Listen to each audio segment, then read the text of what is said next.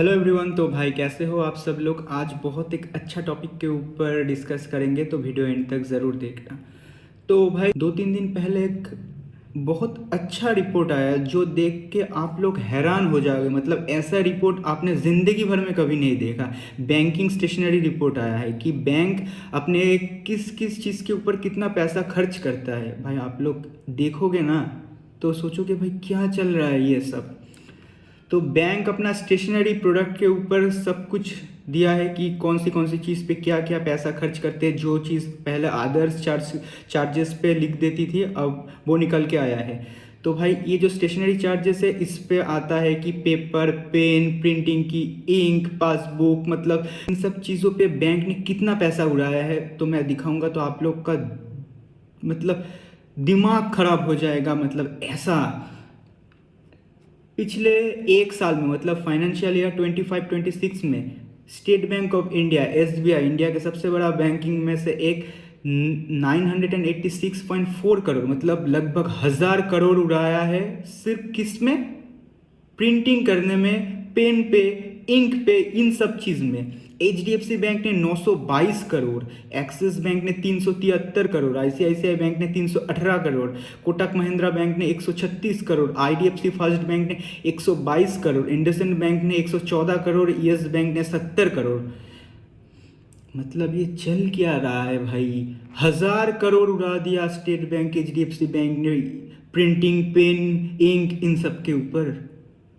आप लोगों को कुछ लग नहीं रहा है भाई, कुछ झोल नहीं लग रहा है आप लोगों को। मतलब 1000 करोड़ का कोई प्रिंट करेगा एक साल में। सबसे शॉकिंग चीज तो मुझे ये देख के लगी कि आईडीएफसी फर्स्ट बैंक ने 122.7 करोड़ रुपए अपने स्टेशनरी बिल बनाए, जो उन लोग के प्रॉफिट का, मतलब 2025-26 फाइनेंशियल ईयर के प्रॉफिट का 8% बनता है। 8%, 8.05% प्रॉफिट का बनता है। देश के पीएम बोल रहे हैं भाई सब कुछ डिजिटल इंडिया बनाएगा, पेपरलेस बनाएगा। ये क्या है भाई, ये कौन सा पेपर लिख रहे हैं भाई 1000 करोड़ का। और हम लोगों को रेट ऑफ इंटरेस्ट दे रहा है 2%, 2.5% का इंटरेस्ट मिल रहा है पूरे साल में सेविंग्स अकाउंट पे। इससे अच्छा तो पाकिस्तान के बैंक है भाई। पाकिस्तान के बैंक इंटरेस्ट रेट कितना देता है सेविंग्स अकाउंट में, आप लोगों को पता है? 8 से 9% देता है। हम लोगों का यहाँ पर तो एफडी पे 6% देता है, 6, 6.5, 7% देता है। वो भी मतलब ईयरली, मतलब आप जिस ईयर पे एक साल के लिए रखोगे तो अलग होगा, 18 मंथ्स के लिए रखोगे तो अलग होगा, 24 मंथ्स के लिए रखोगे तो अलग होगा। पाकिस्तान तो सिर्फ अपने बैंक पे पैसा रखने पर ब्याज देता है 8-9% का। क्या बताऊँ भाई। और ये लोग इतना पैसा खर्च करने के बाद भी कुछ भी रिटर्न नहीं दे पा रहा है स्टॉक मार्केट पर। भाई क्या बताऊँ, मैं एक बार चार्ट दिखाता हूँ, आप लोग देख के बताओ। एचडीएफसी बैंक पर ही दिखाते हैं। एचडीएफसी बैंक का प्राइस चल रहा है लगभग 780 रुपये।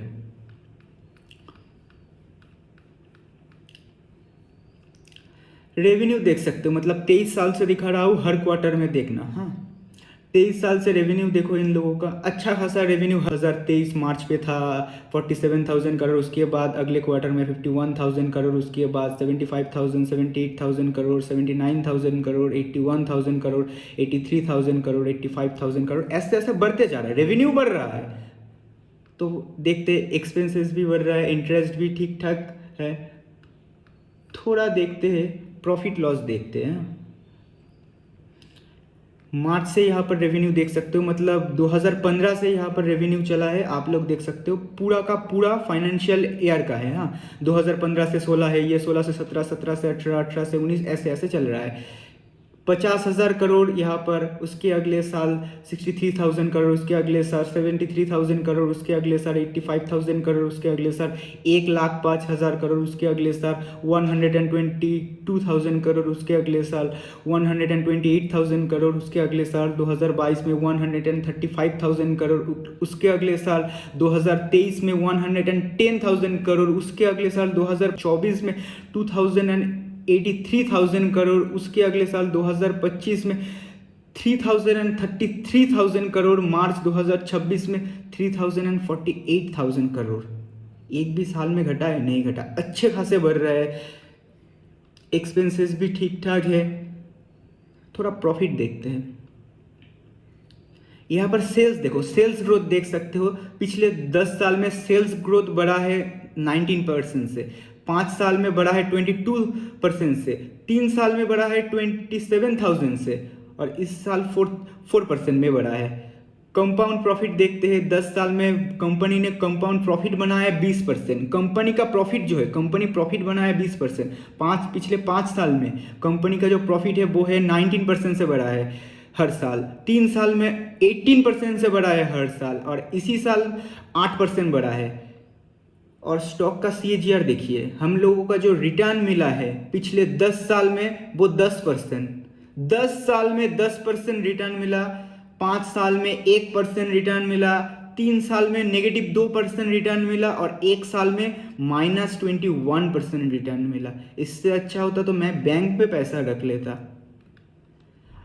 ROE देखिए, 10 साल में 16-15, मतलब एकदम फ्लैट, मतलब एकदम अच्छा चल रहा है। 15-16% का बहुत अच्छा इन लोगों का रिटर्न ऑफ इक्विटी चल रहा है। तो भाई ये लोग कर क्या रहा है? पैसे का मतलब रिटर्न बना रहा है, सब कुछ कर रहे हैं, और स्टॉक का प्राइस क्यों नहीं बढ़ रहा भाई?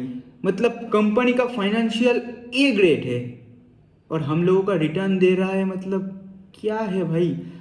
वार हो रहा है ईरान इजराइल पर, ईरान अमेरिका पर, तो मार्केट गिर रहा है हमारा भाई। यूएस का जो मार्केट देखोगे ना आप लोग, यूएस का मार्केट S&P 500 पिछले 1 साल में 26% का रिटर्न दिया है। नैस्डैक पिछले 1 साल में 36% का रिटर्न दिया है। सबसे शॉकिंग बात तो ये है, कराची स्टॉक एक्सचेंज, मतलब कराची 100 जो हमारा पाकिस्तान है, उन लोगों का इंडेक्स पिछले 1 साल में 50% का रिटर्न दिया है। 50%। हमारा निफ्टी का रिटर्न है पिछले 1 साल में -3.5-4%। साउथ कोरिया का मार्केट कॉस्पी 200% रिटर्न दिया है इस साल, 200% भाई। और हमारा मार्केट क्या चल रहा है? ये लोग कुछ तो ऐसा कर रहे हैं जो हम लोगों को नहीं मालूम, कुछ ऐसा कर रहे हैं जो इन्वेस्टर को नहीं बता रहे, मतलब ऐसा कुछ कर रहे हैं, मतलब अनोखा ही कुछ कर रहे हैं जो हम लोगों को नहीं पता। तो भाई क्या बताऊँ मैं आप लोगों को, कहाँ पर इन्वेस्ट करोगे? सारा मार्केट का हल ये, कुछ भी देख लो आप, बैंकिंग सेक्टर देख लो, रियल एस्टेट सेक्टर देख लो, IT सेक्टर का तो मतलब इतना बुरा हाल है, मैं क्या बताऊँ। नैस्डैक तो मतलब उड़न छू चल रहा है, मतलब क्या बताऊँ, 36% का रिटर्न दिया है। और हमारे यहाँ IT इंडेक्स देखोगे तो पागल हो जाओगे। क्या बताऊँ भाई, ये रिटर्न है हमारा मार्केट का, मतलब करेंसी गिर रहा है, हमारा मार्केट गिर रहा है, सब कुछ गिर रहा है। अगर आप लोग गूगल जाके देखोगे ना, सिर्फ US के अगेंस्ट हमारे इंडियन करेंसी नहीं गिरा है, सभी देश के अगेंस्ट। ऐसा कि बांग्लादेश, पाकिस्तान के करेंसी के अगेंस्ट भी हमारा रुपया गिरा है। मतलब क्या बताऊँ भाई। और ये लोग कर क्या रहा है मुझे पता नहीं। स्टेशनरी के आइटम के ऊपर इतना पैसा फूक रहा है, मतलब क्या भाई, क्या बताऊँ भाई। हम लोगों को ठीक से पता भी नहीं ये लोग कर क्या रहा है, मतलब कुछ भी डेटा निकाल के दे देता है। पिछले 2 दिन पहले एक बंदे का वीडियो वायरल हुआ इंस्टाग्राम पर, आप लोग देखोगे शायद। स्विगी ने रेन के ऊपर GST मांग लिया। मतलब आदर्श चार्जेस में जो होता है ना, सब लोग स्किप करते हैं कि आदर्श चार्जेस पर क्या ही होगा, टैक्स होगा, GST होगा, सर्विस चार्जेस होगा। लेकिन स्विगी ने तो रेन चार्जेस मांगा, उसके बाद रेन के ऊपर GST मांगा। भाई चल क्या रहा है इंडिया पर भाई? मतलब मुझे बहुत हैरानी होती है। मैं खुद एक सेबी रजिस्टर्ड ब्रोकर हूँ, मतलब मुझे हैरानी होती है। ये जो बैंक्स अपने स्टेशनरी आइटम्स के ऊपर इतना पैसा लगा रहा है, क्या ये सही दिखा रहा है डेटा या कुछ झोल है?